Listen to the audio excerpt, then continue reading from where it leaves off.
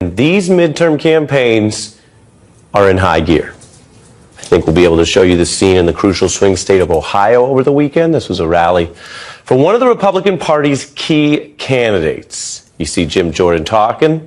J.D. Vance was the star of this rally, the Wall Street investor and author who spent years publicly warning the Republican Party about what he said was the danger of Trump, who he once likened to a potential fascist leader in America. Vance then recounted, he embraced Trump, he got his endorsement, then he got the nomination for the Senate race, and that may all sound familiar for today's Republican Party. What is different in this rally is how Vance, a Yale graduate, sat by as Donald Trump used the Ohio midterm rally to go quite a bit farther than he has before in his cultish alliance with this dangerous, sometimes amorphous group called QAnon, which has consolidated its power on the extreme far right by pushing lies that, frankly, might at times sound so bizarre and absurdist that you could underestimate how serious they are and what a following they're building.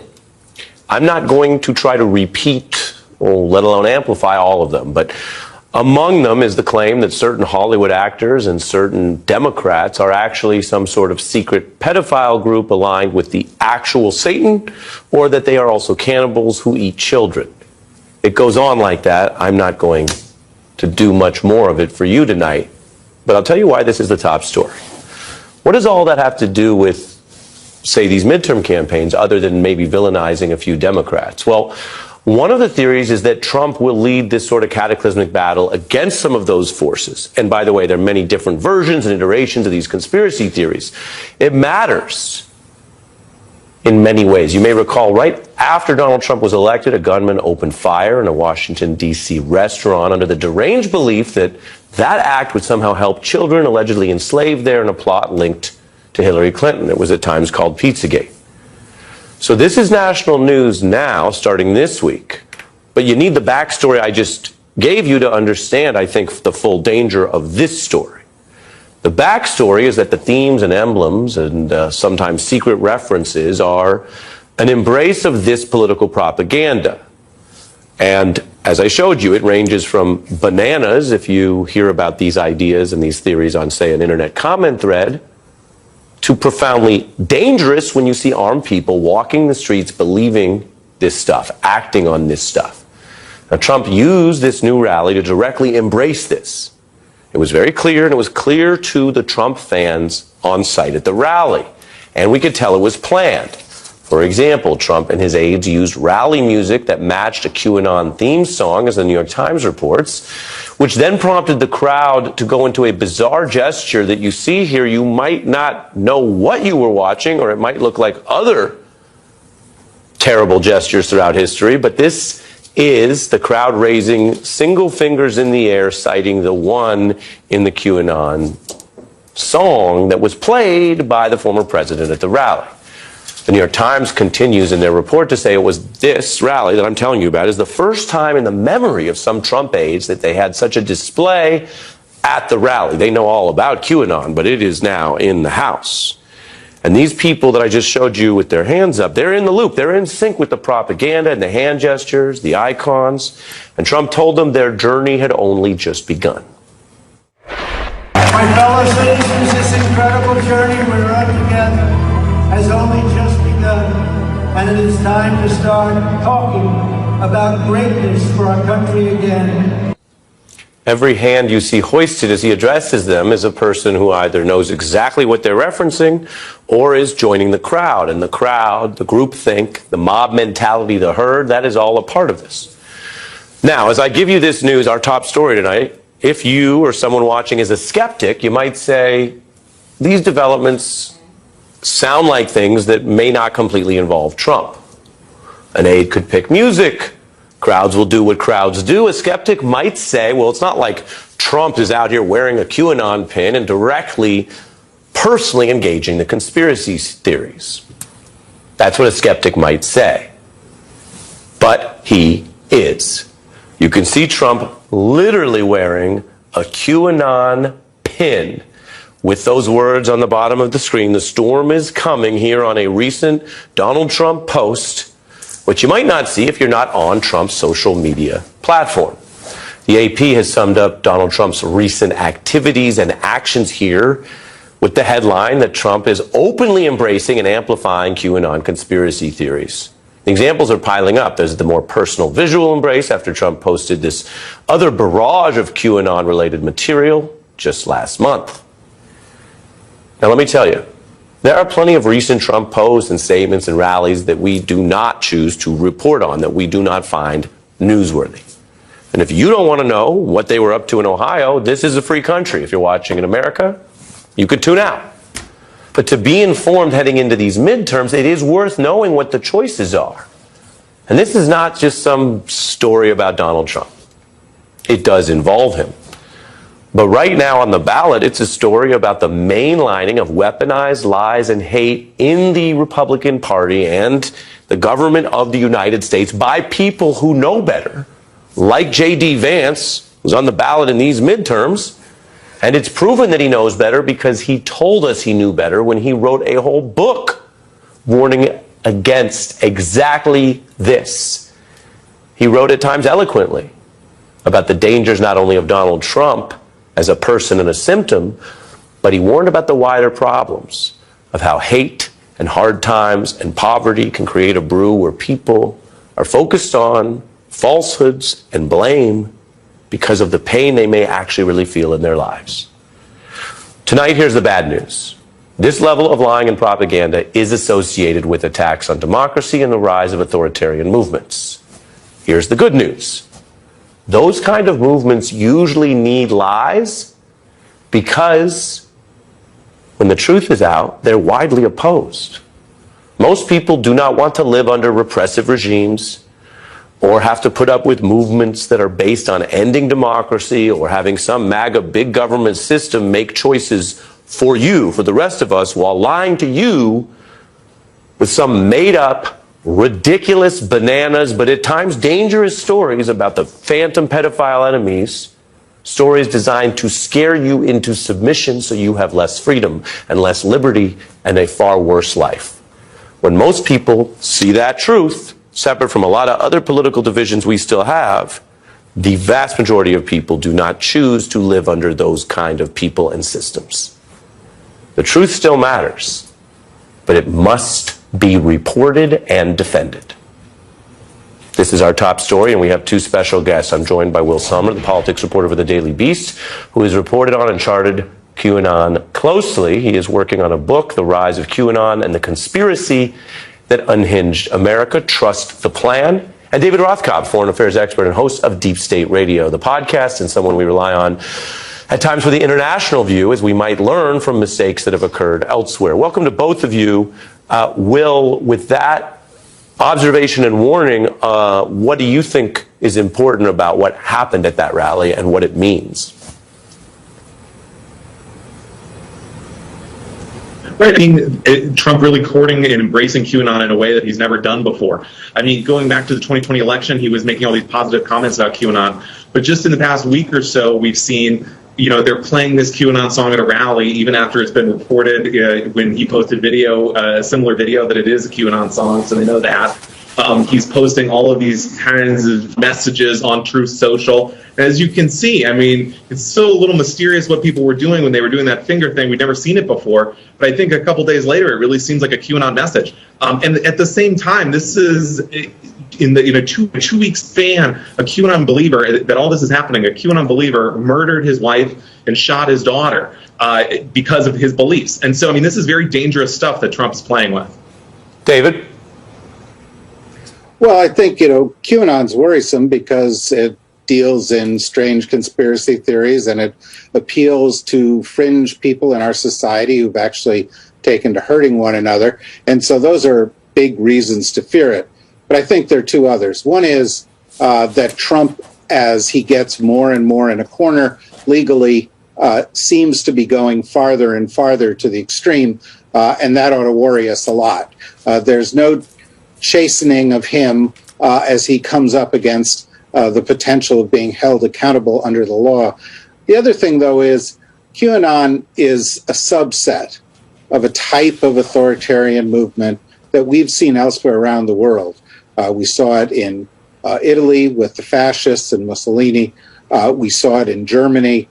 We've seen it in many places where somebody denies the truth, says that they're going to provide their own truth, identifies scapegoats, says that people are out to get them, and ultimately that leads to authoritarianism. And your point about people wanting to hear the truth is correct. But if you're inside the right-wing bubble right now, the truth you're hearing is Trump's truth. Now that's QAnon truth, and that's scary. Yeah, you mentioned that, and Donald Trump is not known for his avid gathering of a great range of information from a great range of sources around the world. But on the flip side, he is adept, and if he thinks something will align with his self-interest, he will stay open to it even against all warnings, advice, and other concerns. So even when this was raised while he was president, he always seemed game. Take a listen. The crux of the theory is this belief that you are secretly saving the world from this satanic cult of pedophiles and cannibals. Does that sound like something you are behind? Well, I haven't heard that, but is that supposed to be a bad thing or a good thing? I mean, if I can help save the world from problems, I'm willing to do it. I'm willing to put myself out there. David, as you know, most American presidents in both parties, if asked were they fighting cannibals in some giant clash, they would dismiss or pivot. He was ready for that, just like as he learned about the Pride Boys, he was ready, the Proud Boys. You mention other countries' experiences because there is such a nexus between attacks on truth, getting people to reject all outside sources, and certain types of authoritarian movements. What are the lessons, in your view, about stopping those movements before they're out of control? Well, the lesson is doing what you're doing right here. You know, Hitler referred to the Lügenpresse, the lying press. It was his equivalent of the fake news that Trump uses. And the reality is people have got to get through to them. I think they have to get through to them in a variety of ways, media, direct social contact. But I also think it's very important that the institutions of our society stand up and deny the lies, whether that's holding Mike Lindell accountable when he accuses a firm of cheating in the election, or it's the Congressional January 6th Committee talking about the big lie and the fraud associated with that. So it needs to be a full court press because, as we've seen, the deeper and deeper we get into the era of Donald Trump, the more and more people are buying into these things. And, you know, we haven't had a big repudiation of this from the establishment Republicans, something I find particularly disturbing. Yeah, no, you make an important point, David. I was disagreeing with you. Far from it. Again, as a matter of factual reporting, you've had a lot of nod and wink, or I don't know about that. Then you've had certain government proceedings, like this SCOTUS confirmation hearings, where it is certainly fair, by the way, to ask a judge about their sentencing, and people could debate whether a given defendant or convict got the right sentence. So that does happen. But the sheer volume and obsession will, on issues of sentencing around child sex crimes, child pornography, and pedophilia, which are very serious and rightly justified, punished crimes, the sheer volume, was reported at the time, seemed like certain senators trying to do a nod and wink of using their government power to speak to this group. My question for you, Will, is you've spent about years around and reporting on this, right? Mm-hmm. So right. A lot of folks, when they hear about this, when I say, well, the theory is that there were the children held in the basement, and if he got through the restaurant, he would find. The theory is the cannibals are there, or again, I don't want to pick out any particular person, but again, saying this is not true. It's Tom Hanks is a secret cannibal, is one of the. Okay. When people say to you, well, certainly it's not like millions of people believe this. They don't really believe this, do they? What is your answer based on your reporting? I mean, look, they do believe it. And often I can kind of sound like a conspiracy theorist myself when I'm insisting that this is a real issue. But we look at polls, you know, on the lower end, they say 3 to 5% of people poll, which is still millions and millions of Americans. Mm-hmm. On the higher end, we're in 10, maybe 17, 20%. Believe at least some aspect of this satanic pedophile cabal thing. And, you know, one thing I really want to flag here is this aspect of the storm. And, you know, as David mentioned, there's really this fascist utopia utopian dream at the center of QAnon. They think this storm is going to happen, and that's when Trump's going to execute all his enemies. He's going to send people to Guantanamo Bay. So when Trump is posting something that says, I am the storm, or the storm is coming, you should imagine that you can read that as saying, like, I'm going to execute Tom Hanks. I'm going to kill all these Democrats. I'm going to send Barack Obama to Guantanamo Bay. This is the kind of just kooky stuff we're dealing with. And I think people often sort of reflexively want to dismiss it and act like it's not a real issue. But look, we saw on January 6th, Ashley Babbitt thought she was there for the storm. I talked to plenty of people who thought that was the moment. And really, it's not going away, and Trump's making sure of that. Yeah, as you mentioned, your reporting showed this, and David's warnings show this. Those ideas in people's heads turn into actions. And the quantum of that is very important and dangerous, because if X million believe it and then X percent act on it, that's when you get towards what is a actual crime spree, a crime-related execution of these ideas, and they're only being mainlined and embraced more. Again, people in Ohio will decide. I don't tell people how to vote.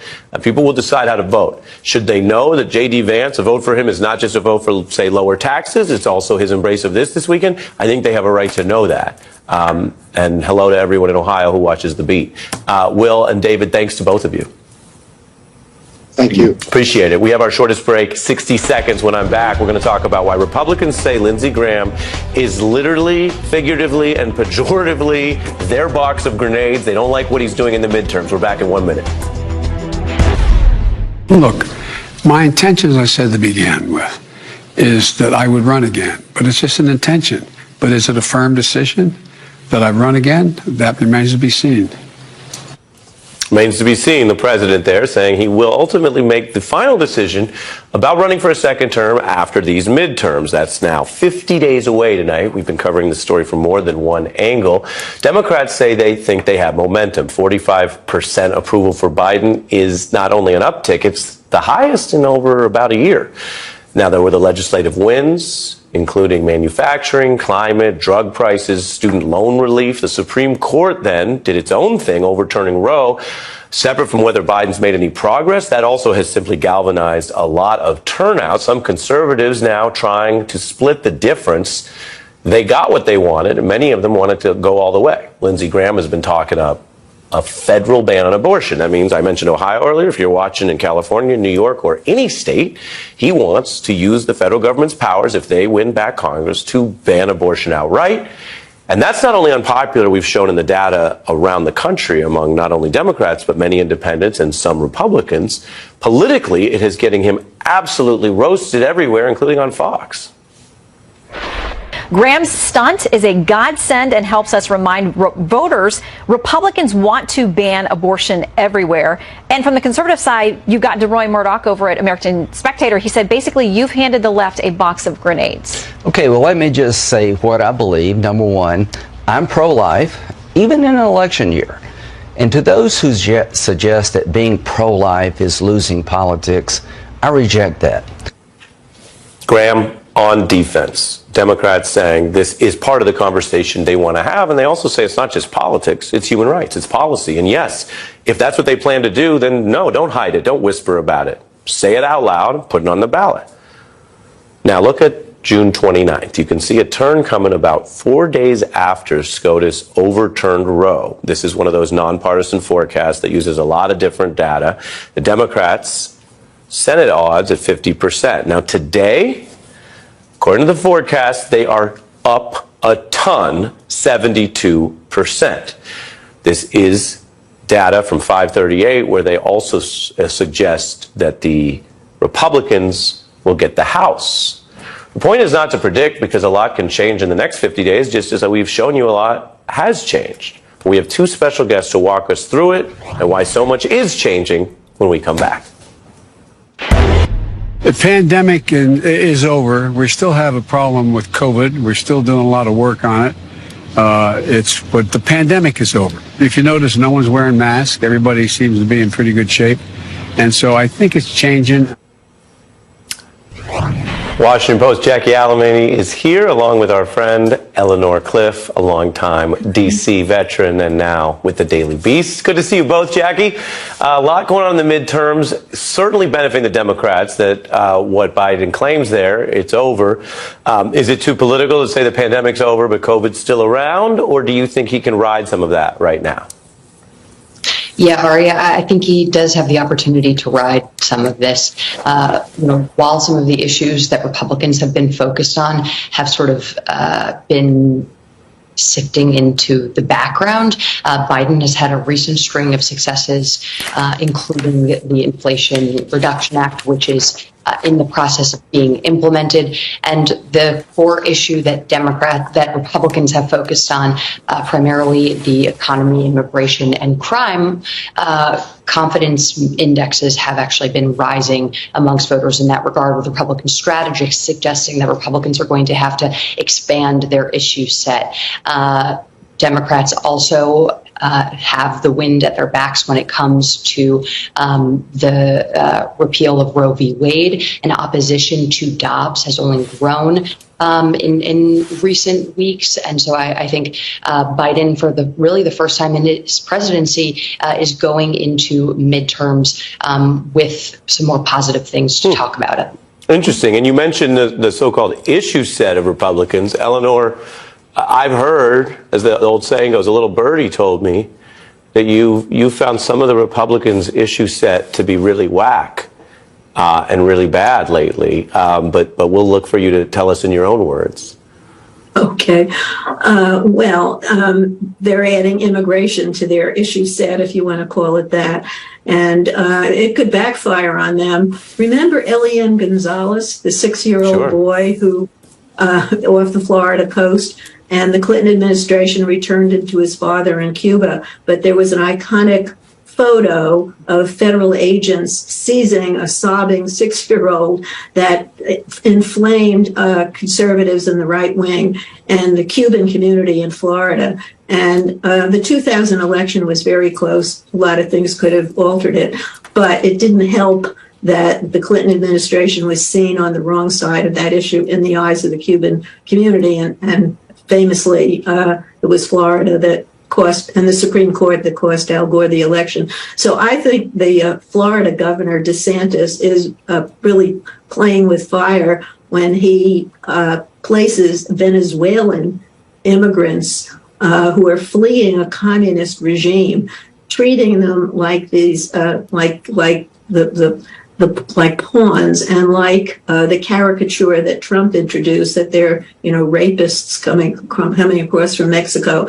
And I'll let you finish, but fighting communism. Yeah, I'll let you finish, but also standing subject to the very real criticism that I think many immigrant communities care about, which is that it looks like he may have lied or fraudulently induced them into a type of temporary forced migration, which I guess if it's all props to you, you don't care. But if you have any humanity to it, again, not a left-right thing, just as a human being, you might say that seems messed up, Eleanor. Right.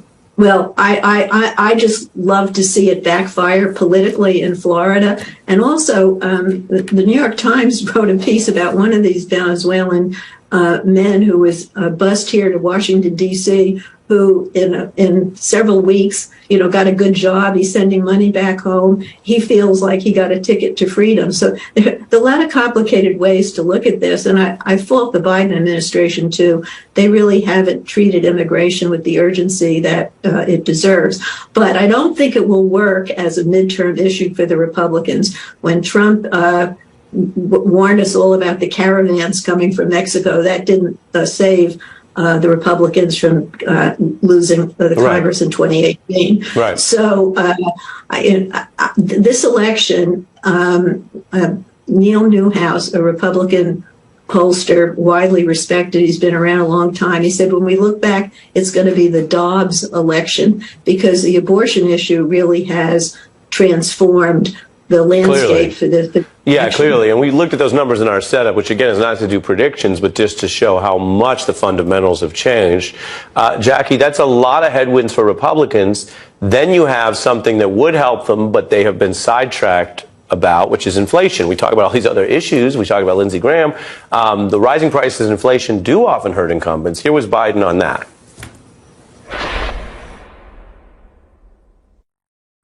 inflation rate month to month was just an inch. Hardly at all. You're not arguing that 8.3 is good news. No, I'm not saying it's good news, but it was 8.2 or 8.2 before. I mean, it's not. I can make it sound like all of a sudden, my God, it went to 8.2%. It's the highest inflation rate, Mr. President, in 40 years. I got that, but guess what we are? We're in a position where, for the last several months, it hasn't spiked. It has just barely. It's been basically even. So, Jackie, 60 Minutes hitting him harder than a lot of Republicans, because, as I said, they've been on other topics. Where does this fit in your view, going into the midterms? At this juncture, bless you, Eleanor, it almost seems like this is the dog that hasn't bit yet. Yeah, I mean, look, inflation is inevitably going to be a sticky issue and one that doesn't just turn around overnight. But there are some more tangible things that I think voters have felt in recent months that have helped Joe Biden's approval ratings jump to 45%, which is a 3-point increase since the summer. Gas prices are down, which is sort of the primary example I think voters can look at. Meanwhile, President Trump, there's sort of been this asymmetrical drop with Republicans. Trump's favorability has fallen to 34%. It's one of the lowest levels since he left August. And while Republicans should be, going into midterms with a bit of sort of an institutional advantage, this should be an environment in which they're not struggling as much as they are. They need to only net one seat in November's midterms in order to take back control of the Senate for the next 2 years at least. And they were initially projected to take back the House, but that is not the forecast that we're seeing, at least in this moment post-Dobbs, where you have Republicans sort of doubling down on the repeal of Roe v. Wade. You had Lindsey Graham introduce a 15-week ban on abortion after Republicans spent the summer trying to sort of distract voters away from this issue, claiming that it was going to be a state's issue from here on out and that voters did not need to worry about a federal ban. And there's been sort of this schism in the party with some of the top Republicans on the issue set and what they should be talking about going forward, along with some Republican candidates who are just not the strongest and have had trouble making the transition post-primary from their more extreme positions to more mainstream positions, Ari. Yeah, well, you laid it all out there. It's a fascinating time. Jackie and Eleanor, thanks to both of you. Instincts are amazing, and he found a fissure in America that he drove a truck through.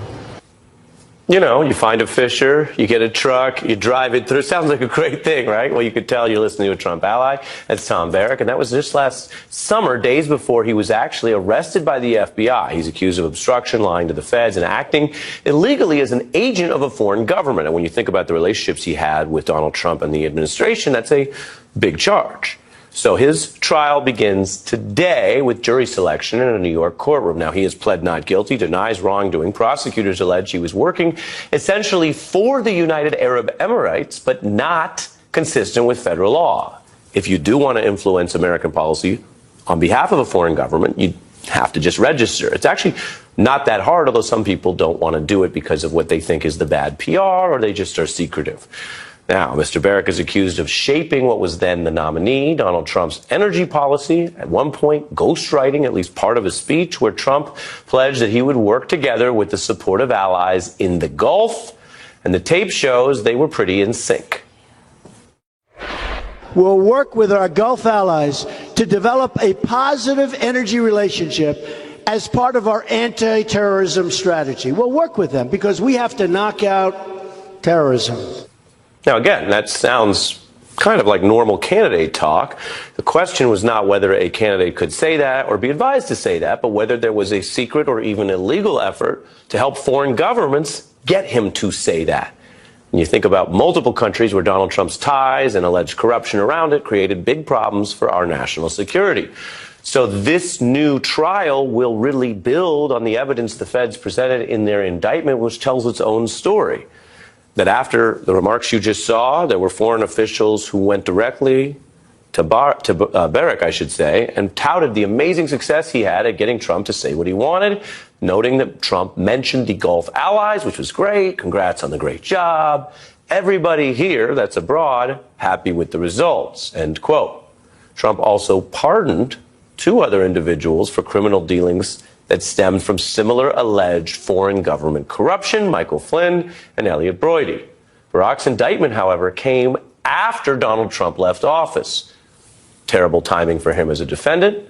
The trial, as I mentioned, formally begins today. Soon we'll have opening arguments, and you have the prospect of the U.S. government trying to prove with evidence why someone very close to the former leader of the U.S. government, the former president, was actually working illegally on behalf of foreign governments against this country.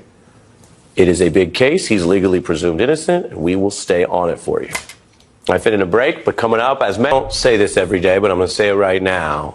You know what time it is. We have a very special guest, Jennifer Lewis, veteran actress, comedian, singer, dancer, 4 decades in the game or the streets. I'll explain that reference in a moment. She's been on Broadway, starred in nearly 70 films, hundreds of television episodes, including the smash hit Blackish, playing the bold Say It Like You Mean It, Grandma Ruby. The show has wrapped its 7th and final season this year. Many fans saw it as a bittersweet commemoration of a very special show. Miss Lewis also embarking on some new projects, starring in the Showtime comedy series I Love That For You.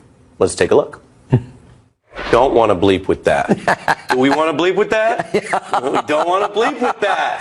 Oh my God, I'm so glad it's on cable because I can't curse. Exactly.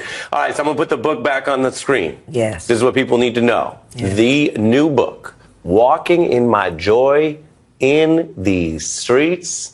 You began writing this in the pandemic. Lewis has also been very vocal about a whole range of issues from mental health to social justice. She recently gave a performance on Instagram. She showed her support for Colin Kaepernick on the big stage at the 2018 Emmys, right there. And her contributions to entertainment also have been cemented. Wow.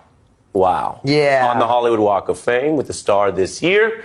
Jennifer Lewis, thank you for being here. Wow, what a life I'm living today. Does it feel that way? Yes, I am lit up. Good. I'm on the East Coast, going up and down, promoting my new book, Walking in My Joy, and I am walking in my joy. I would say I love that for you, but you've already said that. So tell us about being someone who, you do many things as we just showed. But one of the main things you've done is give life to other people's words, make them real, embody them. Tell us about sitting down with your own words, writing this, and what you're sharing with people now. Well, when I named the book, when I titled the book Walking in My Joy, I started right before the pandemic, and I literally threw the narrative in the pool. I scratched it all, and I said to myself, if you're going to write a book titled Walking in My Joy, then you have to do it. You have to walk the walk. Now, I do, because I'm so full of life. You know, I'm 65 years old, but my soul is 25. You know, I'm writing now. I'm an activist now, an actress, and the entertainer's entertainer. You know, I told everyone in my speech while receiving the star on the Hollywood Walk of Fame, I didn't need the star to tell me I was a star, because everybody knows it. They do, because I've worked so hard. I didn't need this to say I earned this, because everybody knew it. What I needed to say in that speech was it wasn't the work on camera and on stage that made me a star. It was taking care of my bipolar disorder so that I could be in my skin to receive it and enjoy it. That's wonderful. I have 2 responses. One is just a lyric, and the other is serious. Yeah. May I share both? Yes, please. Okay. The lyric is, when you say that, I'm reminded of when Drake said, she looks like a star, but only on camera. Only on camera. Come on, baby. It's a lot of masks. Right? And and everybody does some version of this, because everybody's got to go to work or go to the in-laws or present yourself. There's that thing, and then there's what you're telling us, which is when you got right with yourself, with mental health, which you've been very open about. That's right. This is my serious part. The other part was just the lyric. That made you able to what? Be your full self? Yes, and COVID, you know, COVID really brought out that mental illness awareness.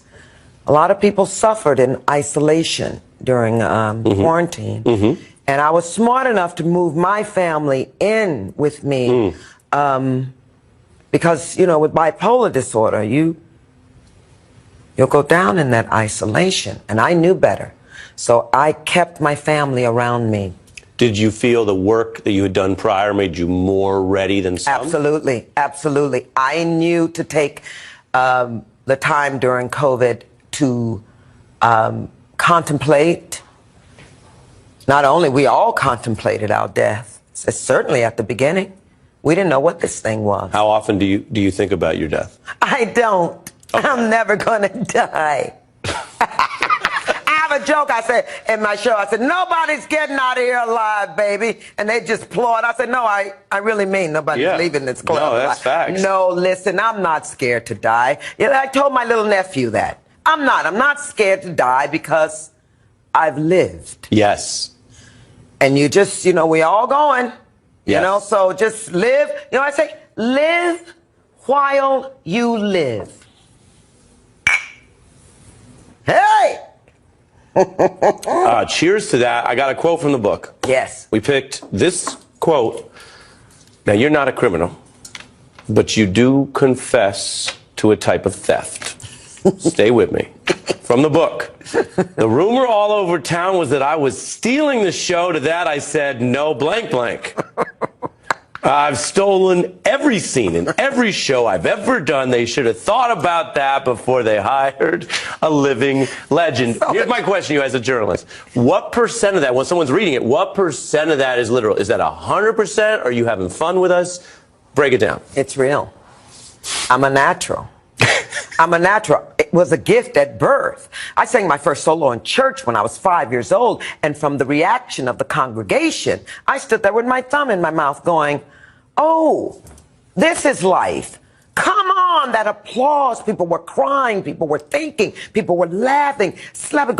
Oh, that's little Jenny Lewis. All right, but can I push you? Honey, but wait a minute, I saw that. But can I push you on that? Yeah. You still have success in ensemble shows. I mean, obviously you have some way you know how to work with people. Of course I do.